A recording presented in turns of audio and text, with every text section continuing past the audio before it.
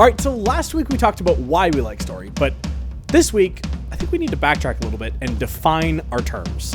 So today we're tackling the big one: what is a story? Okay, let's start with the obvious place, the dictionary. Good old Merriam-Webster says that story is defined as an account of incidents or events.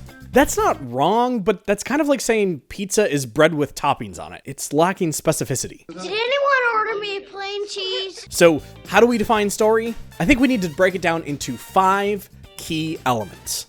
The first element of story is your setting.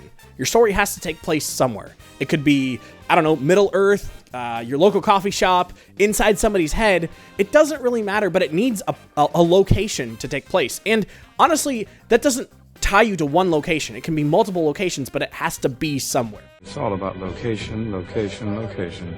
The second element is character. Now, you need somebody to root for, or I guess against, in your story. And it can't just be anyone. Your character needs to want something. You have something I want. A story doesn't just happen. A character needs a goal. I mean, they could be finding treasure, surviving in a hostile environment, or maybe fixing a broken relationship. Ultimately, the clearer the character's desire, the more you're going to connect with that character.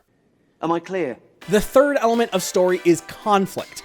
Conflict is whatever stands between your character and what they want. That could be an external conflict like a physical barrier, a fence, an enemy, or just nature itself. You could also have internal conflict, which would be like fear, personal flaws, doubt. I can't manage the reason.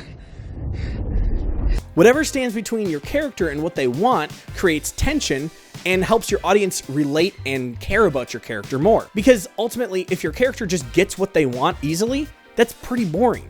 The fourth element is plot.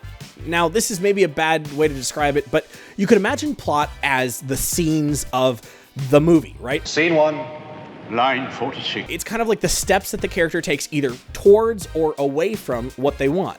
It helps draw the audience in and connect them to what's happening in the story. The fifth element of story is resolution. Your story needs a place to land. It needs to resolve. It needs to have an emotional payoff for the audience. To live happily ever after. Sometimes your character gets what they want, sometimes they don't, or sometimes your character decides that they actually wanted something different than what they wanted at the beginning. They mature, they become a new person, they develop as a character. But your story needs to have some kind of closure and have an emotional payoff for the audience.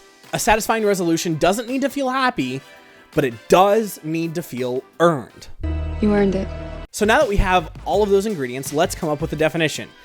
I gotta warn you, it's a little wordy, but I feel like this is a good definition that will help you as you look to define the story that you're working on. A story is the account of how a character the audience relates to or cares about encounters, overcomes, or deals with a problem, question, or idea.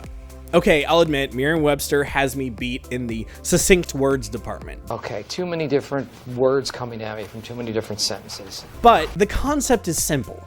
We care about whether a character succeeds or fails. We care about their journey. And ultimately, all you need to do is use these 5 simple concepts to create a compelling, interesting, and challenging story. So if you're somebody who tells stories, whether it's through film, writing, or just, I don't know, hanging out with your friends, getting these 5 elements right is going to make all the difference. If you want to see how this plays out in real life and how I use this every day, click the link in the description below. I've got 2 of my films down there. I'll have both the Amazon Prime link, which helps me out a little bit, and also the YouTube link, which you can watch for free. And hey, if this video gave you something to chew on, click that like and subscribe button, hit that bell notification, and stick around because we've got much more Christian filmmaking content coming your way. Thanks so much for watching, guys. I'll see you in the next video.